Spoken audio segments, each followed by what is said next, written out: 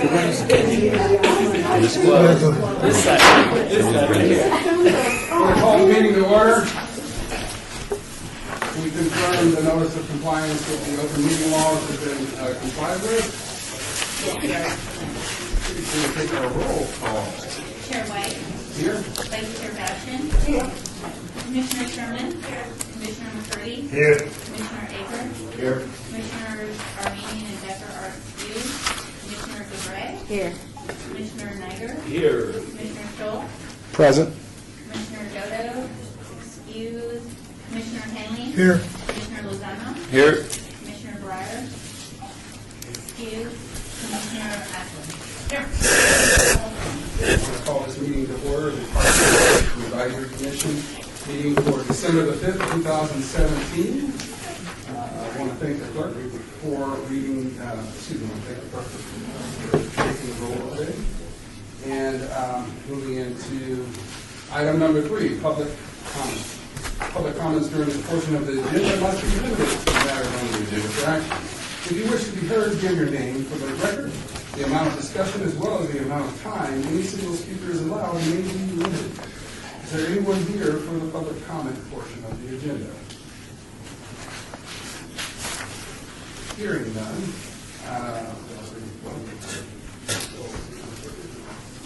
Can I acknowledge the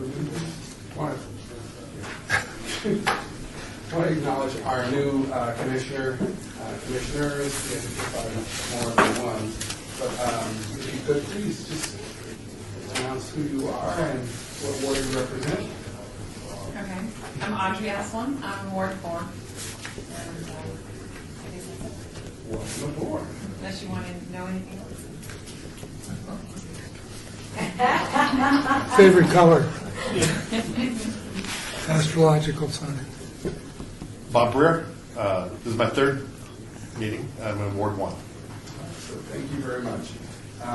Appreciate your announcing yourself. I think I may have met you before. We are going on to item number 4 for possible action to approve the final minutes by reference of regular meeting of November the 7th, 2017. In the area, in the golf area, it should be disc golf area. And that was in the minutes for Larry Schultz, Ward 4. I have a Ward 6. I don't want to take your job. I have a correction as well. When I spoke last time about Pop Squires Park, I didn't explain the community procedure for the acquisition of the land properly. I said something about a 2/3 vote of the community. It's actually 2/3 must vote, and of that 2/3 have to approve it. So for the sake of simplicity, I want to change the wording as follows. So this is item 8 on page 3, the 6th line, starting with the words getting 2/3, delete all those words through the word community, and in their place, substitute obtaining support of the residential community. That would be a simplification and provide more clarity. Thank you. Thank you for your simplification, Chairman White. Yeah, so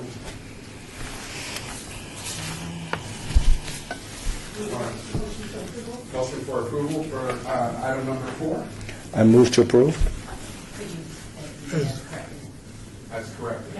Motion for approval of item number 4 as corrected. Larry Schultz, Ward 6, move to approve as corrected.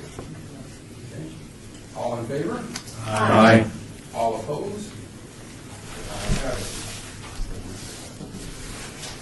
Moving on to item number 5, report by the Department of Public Safety regarding issues with sewage facilities on all wards. Good evening, Officer McGregor. The total number of calls for the month of November were 925. They break down to 501 initiated by the officers in the field and 424 were dispatched. The most calls were to 100 Circle with 32, followed by Lorenzi Park, 27. Total number of arrests were 70, 82 citations, and 219 reports taken, with Ward 3 having the highest number of arrests, with 52 arrests. Most of those arrests were assault and battery, and assault and battery. And you're followed by Ward 5 with 13 arrests. At Pioneer Park, we had assault with a deadly weapon numerous times. We're following up on that. No suspects have been apprehended at this time. At Bunker Park, the marshals found a suspicious vehicle which had been stolen out of North Las Vegas, containing multiple identification cards, credit cards, passports, and personal information, along with narcotics paraphernalia and a BB gun. While Sergeant Matt was on scene for a different event, I believe at Lorenzi Park, but I'm not sure, he observed a robbery in progress and apprehended the suspect who had a large quantity of imitation controlled substance. This is where somebody might try to sell a radio and say it's marijuana, or chalk and say it's crack. It's still against the law, and so he was apprehended. On a good note, the deputy marshal participated in the public service announcement film promoting holiday safe shopping. Our explorers volunteered at Project 150 warehouse, putting together Thanksgiving meals for home and their families. Also, the explorers volunteered at Zappos warehouse, storing clothes for the Project 150 teenagers. We also participated in the New Year's Eve planning that's coming up shortly, and the marshals also provided security for the animal control every month, their civil hearings and parking hearings, civil hearings, which are getting to where we're having to arrest people now. Then on November 28th, it's not on your report, but we had two teenagers which identified between the ages of 16 and 18, a strong arm robbery at Freedom Park. And we chased them. It happened right around 3:30. And so what happened was on Harris Street, 28th and Harris, if you're familiar with the area at all, they were chased to that area, and then there's a couple of schools, and the schools were letting out, so you've got all the cars going really slow, and they're jumping fences, and the officers are jumping fences, and so we've got a good description so that we're not apprehended. So it's the holiday season, and people, just be careful about these stuff, take it in, just pay attention, because people are taking advantage of any opportunity they see, and we're seeing an increase in a lot of that. That's, any questions? Thank you for starting off with the monthly report early and efficiently. You're welcome. And wish you well during the holidays. You too. Thank you. Happy holiday. So we're moving on to item number 6, report by the Department of Operations and Maintenance regarding City Park Hall Ward. Mr. Chair, Director Hacker, we were contacted by Director Walker that he and his staff were going to attend. I believe they're coming back in February. We've got conflicts that just keep on coming. He's sent our warm appreciation for his participation in the past. And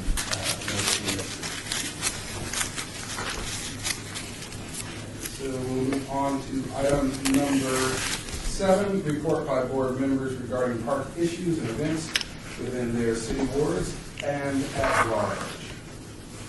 Are there any commissioners that would like to, and if we could strike the word board members, the word commissioners, I think I've mentioned that before. But any commissioners who have any reports? Commissioner Larry?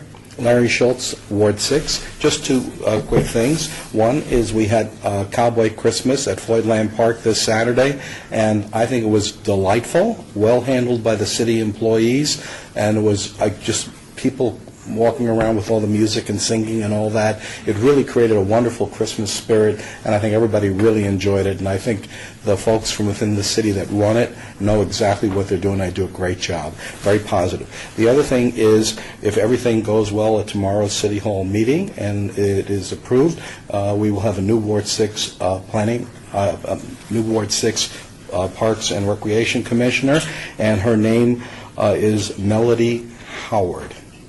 And so hopefully she will be at our next meeting if everything goes well. She'll be taking Heather Dotto's place. That's it. Any other commissioners have any reports, items they would like to report on? Commissioner Lozano, Ward 3. In Ward 3, we're going to have a brand new park open, Mayfair Park, and that is due to open on the 13th, and it's going to be right off of Charleston and 15th Street. So we're going to have a grand opening on the 13th, and that starts at 11, if anyone can attend. So that's the 13th at 11? Yes. For clarification, will you do Billy Bashton, co-chair? Would you please give the streets again? Charleston And 15th, Mayfair Park. Chairman White, Commissioner Lozano. There was a group here that was active in questioning your area, and you were going to work with you. Is that still? Yes. Have they started that process? Yes, Commissioner Lozano, Ward 3. Yes, they contacted me via email, and I was able to address some of their concerns with Mr. Bob Coffin's assistant. And we were able to work something out where we reached to Rosa Cortez, and she's going to get together. Part of the problem was cleanup. That no one's cleaning up the parks on the weekends, and there's events being held there that are events with permits, and just trash is just overflowing with all the foot traffic there and some of the vagrant homeless people that kind of camp out. So I was able to communicate that, and then I believe we're going to have some people here also as well that are going to speak a little bit on public comment. Billy Bashton, co-chair, Ward 1. I just wanted to acknowledge the City of Las Vegas Parks and Recreation Department, Vacation Enforcement, and Park Maintenance crew. I was at the Kellogg Air Park over the Thanksgiving weekend for the big turkey bowl that was held there for the soccer players, and the park was in beautiful condition, and the representation there of the park marshals was excellent. People really were having a good time, taking care of the park, cleaning up after themselves, so I know it was probably a permitted event. And I was really impressed with the condition of the park and just kind of the whole event to just unfold all 3 days just beautiful.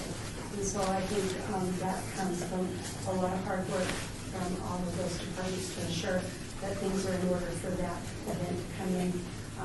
Significant amount of people. And what I was really impressed with was the parking was so available as the fields released their soccer players, and then new folks came in. I was just kind of impressed. It's been a long time since I've been in that park during one of those events. And I'm sure that there were probably a lot of happy parents. It just was a really great day for our family. So I just wanted to acknowledge you for that. Mr. Chair. Commissioner McCurdy, I'd like to take this opportunity to give kudos to Department Head, Mr. Tim. Tim has done a great job managing and seeing that the staff do a great job in our facilities. So I'd just like to recognize him. So kudos at this time, because without a good management team, we would not have good supervision in our parks and our recreation center. So Tim, you've done a great job.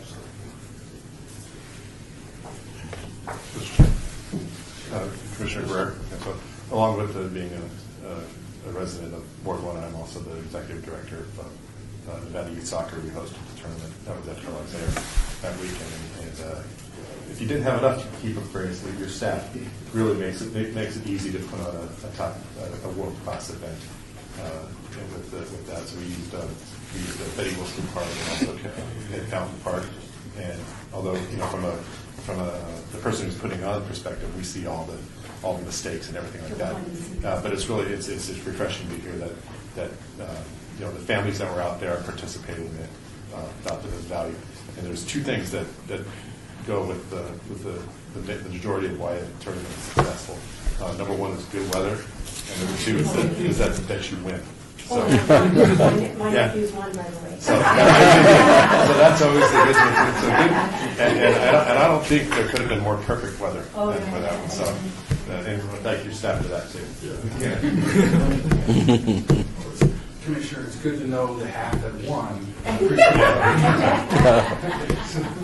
there's any other commissioner reports or commissioner comments? Moving on to item number 8, report by Tim Hacker, Parks and Recreation Director, regarding the upcoming Department of Parks and Recreation activities, all awards. Thank you, Chairman White. I appreciate the kind comments and pass it along to our staff. They do a wonderful job, not just in this holiday season, which makes us all a little more appreciative and joyful, but definitely throughout the year. But they appreciate the kudos. A little bit of bad news. Don Fatty, the master gardener, who's been very involved in establishing community gardens at our senior centers, passed away after a long and courageous battle with an illness. So we miss Don, but to speak to the quality of guy that he and his family are, they have requested in lieu of flowers, donations be made to the Doolittle Senior Community Garden. So there's quite a nice little fund that's been generated that will help that community garden flourish going forward. Rebecca Richard, probably a name that shouldn't be too unfamiliar, but she's the daughter of Stephanie Richard, who runs our Deerfeld Senior Center, Community Center, and she's being recognized tomorrow by City Council for her work on Mother's Hubbard.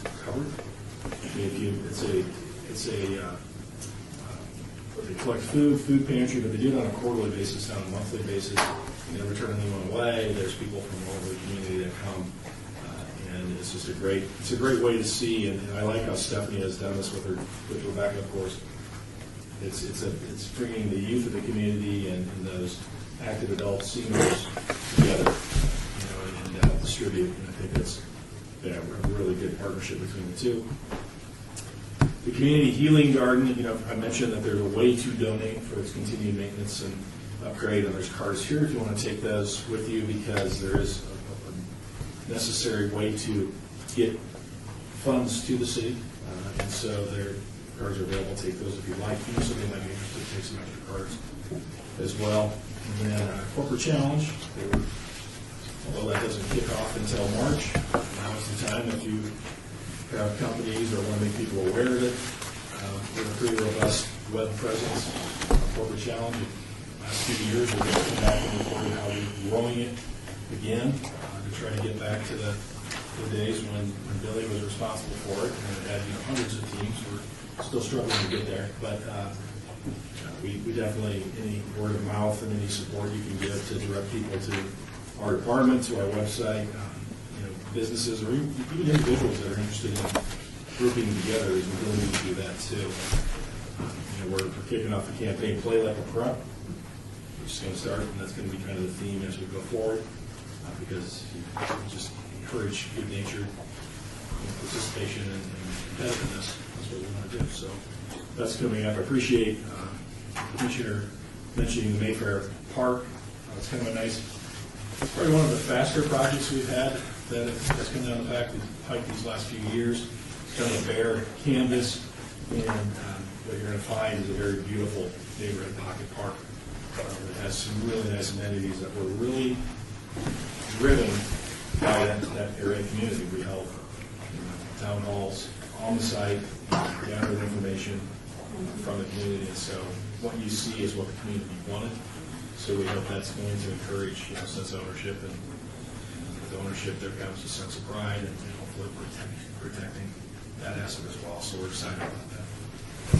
Other than that, I hope everybody has a great holiday season and is safe and enjoys it with family. Thank you. Appreciate your report. Is there any questions for the director? Oh, yeah, one question, Tim. Mike from Ward 3. How are the projections on the tax increment from marijuana sales? Commissioner Hacker, Director Hacker, to the Commissioner, through the Chair. On the subject. It's gonna get in there. But my understanding is they've exceeded all expectations. I saw some numbers in the paper. Not paying a lot of attention to it, Commissioner, because I don't think we're getting anything. Us as a department aren't receiving funds directly. I think most of it's going to go to education and other initiatives as well, but not necessarily parks. And that's probably good because we don't want to encourage people to actually partake in that activity in our parks. We're going to try to keep that down, but expectations have exceeded anybody's planned or goals that were set. By 20%, my understanding. So, just looking at, I did see a report out of the city manager's office today that first quarter sales tax came back really strong across the state and locally, which is good. That benefits us. We're general fund. We derive support from general fund, so that went up almost 6% in the first quarter. It'll be interesting, this next month and this next quarter to see if there was any negative bounce from the October 1 event, so that wouldn't be excluded, or would have been included in this first quarter.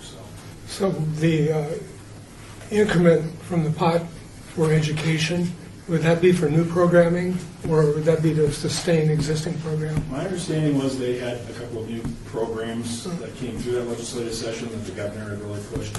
Can't recall exactly what they were. I think Strong Start with the pre-K was one of those.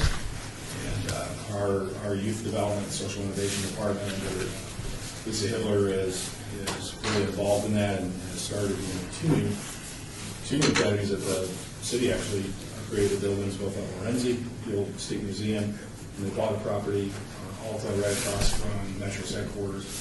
Huge investments.